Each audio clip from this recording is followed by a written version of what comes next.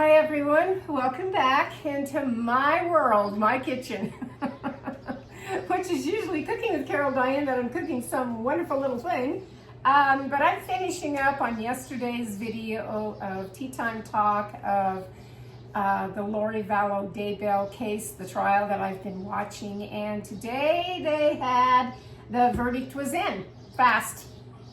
Gee, go figure, huh? So I watched that just a few seconds ago. It was short and sweet, it really was. I think we all were waiting for the one answer of, spoiler alert, guilty. Yeah, she's guilty. So what I watched and what I observed was the door that she always comes out of in the courtroom. An officer went and unlocked, there's like a deadbolt on the side. He went and unlocked the door, he went inside, he was there for a few minutes, then he came back out. People on her side of the courtroom, Lori's side, were all trying to get seated in their seats. I don't know who all those people are. I don't know if it's just the people for her side of representing her, so to speak. I don't know who they are. And then the officer, he stayed in the courtroom for a few more minutes, and then we just wait, for that door to open, and it did. He went back in and came back out, and she had a great big smile on her face when she comes out the door. She's wearing that navy blue blazer and pants and the lavender top.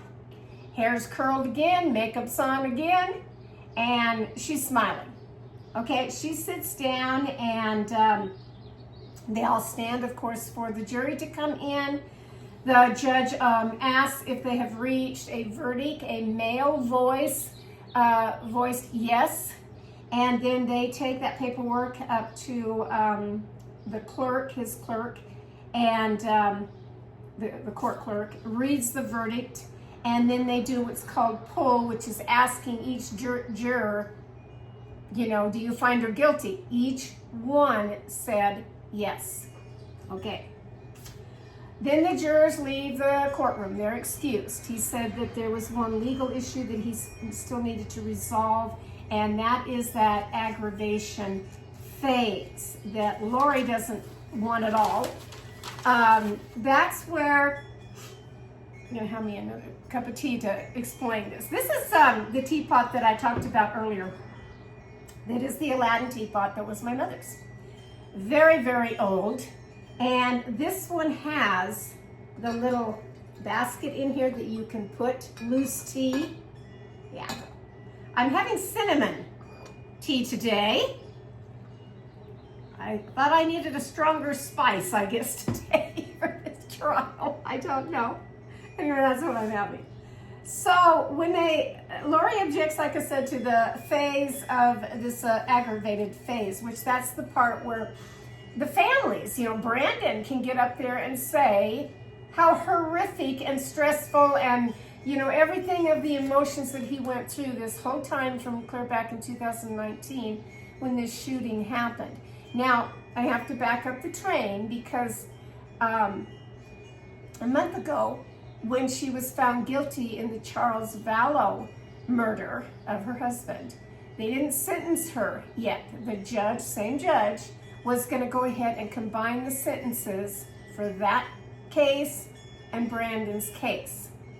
You have about 30 to 60 days to do that, but again, because these people, meaning the family members of Charles Vallow, plus all the family or friends or whatever for Brandon Bordeaux, they all, each one have their turn if they want to get up and say something in this aggravation phase. Well, okay, she agrees that it was a dangerous offense. She agrees that there was an accomplice. Okay, that was a big one.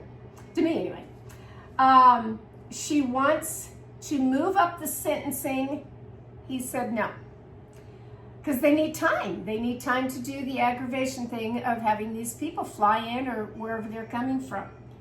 The courtroom will be occupied by a Judge Myers, but he'll be done, I guess. They're going to have it July 25th, which is on a Friday, from 9 a.m. until noon that they will have the aggravation phase. And then I'm assuming, I guess, and I just don't know, but as all things go, she'll be sentenced right after everybody gets up and says whatever they want to say. Lori wants within the 30 days, and she wanted to know on the timing of transportation back up to Idaho. She doesn't want to stay in Chandler, Arizona. Remember, she doesn't like that jail. She doesn't like the food. She thinks it's horrible. She wants to get back up there to Idaho fast. And from what I understood and heard through all of this is they don't fly her up there. They don't extradite her and fly her up there. They actually take her in a van and they drive up there. It's a 13-hour drive. There's a couple potty stops and there's a lunch break or whatever, but 13 hours straight that they drive her clear back up there to that prison where she serves out her 3 life sentences. Okay, so it was short and sweet. Like I said, he said recess now. We recess until July 25th, I guess, until this aggravation phase and the sentencing. But woohoo, everybody can breathe a sigh of relief that finally, she didn't get her way again. In other words, stamp that denied on anything with her. She was found guilty. And I think the evidence was overwhelming again. I think Trina Kay, the prosecutor, did a wonderful job, again, just like what she did with the Charles Fallow case. So the trials wound down, except for this aggravation phase, which I will tune into that. I will. I like to see what the other family members and people have to say, because that's when things come out even more, that you don't hear in a courtroom on a trial. And then, of course, the sentencing of what she gets. I don't know what she gets on this one, if it's another 25 to life without the possibility of parole. I don't know on all of that. I guess we have to wait and see.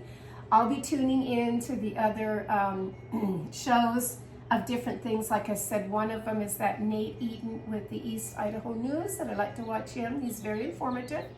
Another one is this Lauren that does the True Hidden Crime. And the last one that I couldn't think of last night was the Fox channel, I think it is, Fox 10 channel. See, I should have written that one down. His name's Justin Lum, I think. I like him a lot because why his podcast is that he brings in these other, whether it's a retired judge, an active lawyer, he brings them in to weigh in their opinion on how the trial's going, just all the particulars of legal issues and things that are wording and different things that are said. And that was quite interesting to me to hear about 4 different people on there, from, like I said, retired criminal judges to all kinds of people that weigh in on his podcast on this trial. So if you get a chance and you don't want to see me and you want to go to the other videos that really are portraying this and have from the get-go, then those are the ones I recommend. There's other ones out there, yes, but really the one from Idaho, because he's up there in Idaho and he covered all of that with Lori Daybell, with the children dying and Chad Daybell's trial, all of that. And then again, he had to come down here to Arizona for both of these trials now. Lauren does a good job. I like her. Her husband's a criminal psychiatrist, I think it is. They're a fun couple to watch. They really are. And she gives all the little insights of what's going on in the courtroom, because she's there live. She'll go out on her lunch break and keep you posted of what's going on, maybe what Lori has done, like I said, swiveling in her chair or whatever she's done. Lauren will talk about it. Lori does not like hidden true crime. She doesn't think it's legit, And Lauren's remark to that is, well, Lori's not a legit lawyer either, which I have to kind of agree. So today I wanted to pop on and say this is the result of the trial. I'll get you guys on this issue on Tea Time Talk back in July 25th on a Friday when we find out a lot more about this case. And I hope you've been watching it right along with me because it's been fascinating on a lot of levels. I didn't get my cherries all pitted yesterday. I had things to do. I do have things to do today. It's going to be well up into the 90s today, but I've got to get on some errands that I've got to do. My tea tastes pretty good. I'll keep trying to find my other teapots and bring that out. I was going to do a video on just an assortment of teapots, teacups, and saucers and things. Maybe you have them in your house. Maybe you want to go get them, whatever. The Aladdin teapots, they're fine. They really are. And some can get quite expensive. Like I said, this one's very old.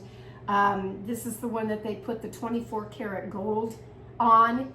And over time, I don't even know how this little teapot has survived.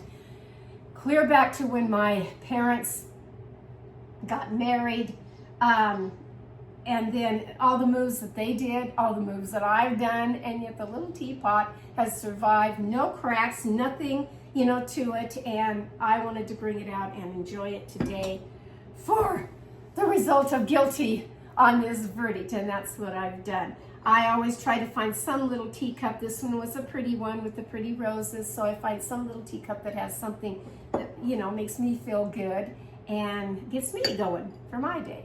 So I hope all of you are well, staying cool, and I'll catch you next time on either Cooking with Carol Diane or this little side area of Tea Time Talk. Okay, bye-bye now.